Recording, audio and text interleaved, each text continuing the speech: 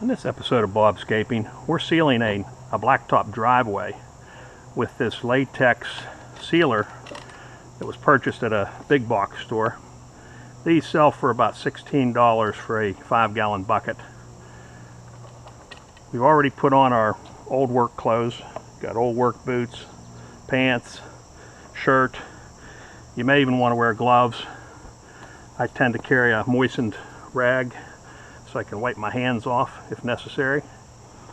And we're going to use this drywall bit attached to a large drill to mix our sealer. The key is you can't just turn it on and let it mix because it'll overflow the sides. So we usually use a alternating on and off.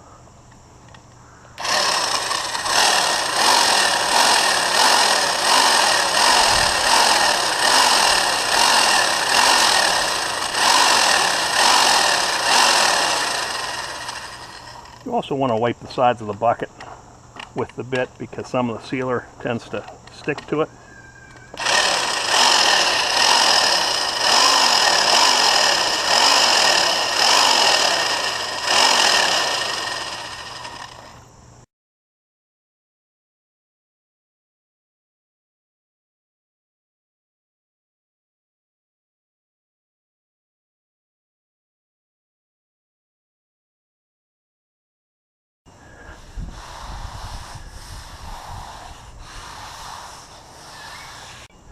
Here you can see we've already applied sealer to the top part of the driveway. We're working ourselves toward the back. So the next thing we want to do is pour some more sealer in a puddle.